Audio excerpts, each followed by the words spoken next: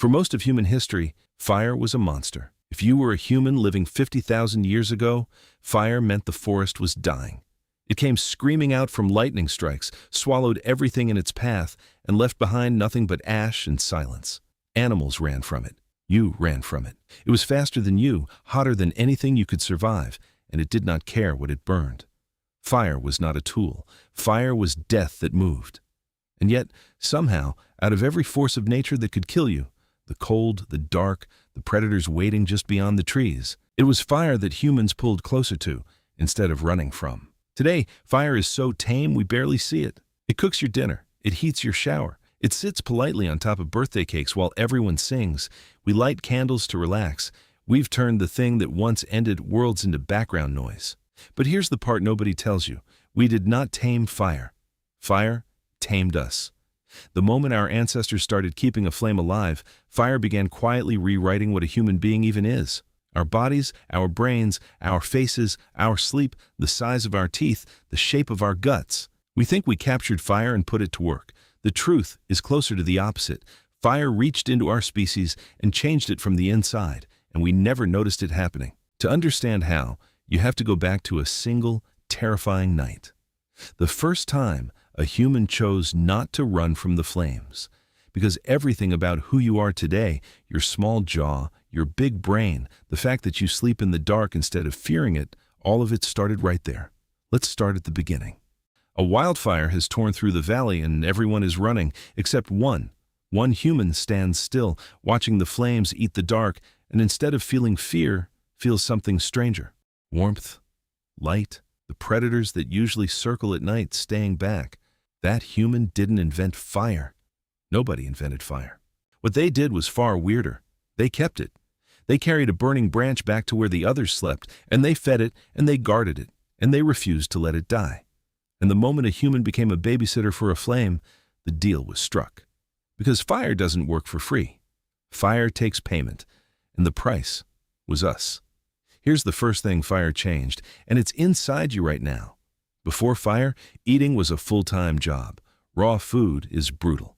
A gorilla spends up to 10 hours a day just chewing, because raw plants and raw meat give up their energy slowly and reluctantly. Your ancestors had giant guts and giant jaws, because digesting raw food is exhausting, expensive work. Then, fire started cooking it. Cooking is pre-digestion.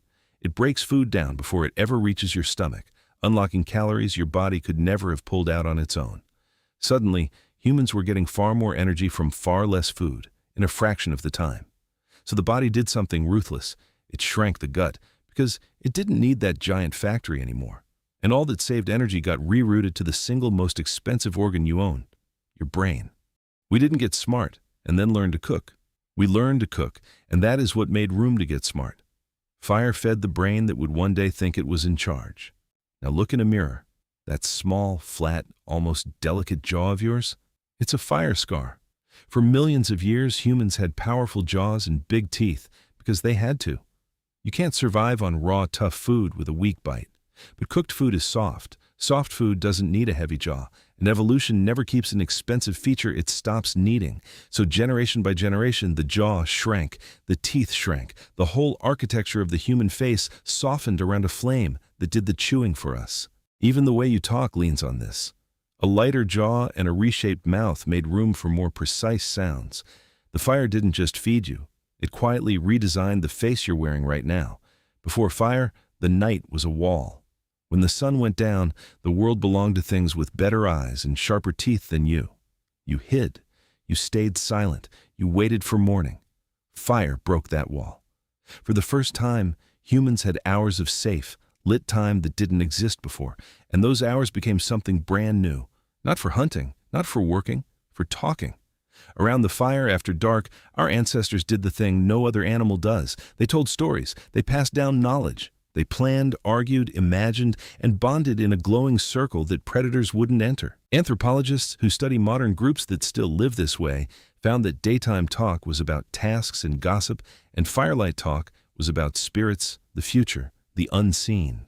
Fire didn't just extend the day, it invented the human imagination's favorite room. And it changed something even deeper than that. It changed how you sleep.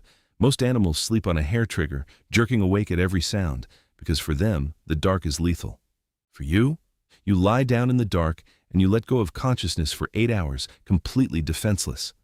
You can only do that because of fire. The flame was the first security system.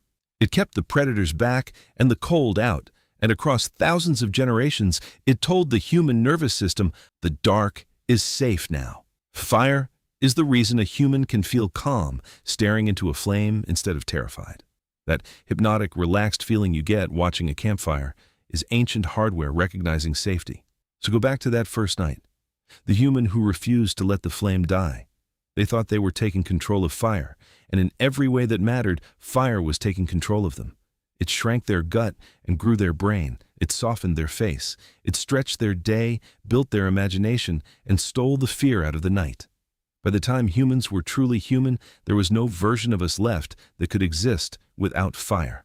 We were already dependent. We were already changed. That's not a tool. That's domestication. We did to fire exactly what we did to wolves and to wheat. Except this time, we're not sure who domesticated whom. We like to say humans conquered fire. But look closer, and it starts to look like fire found a species clever enough to keep it alive forever, and reshape that species until it never could. Humans didn't tame fire.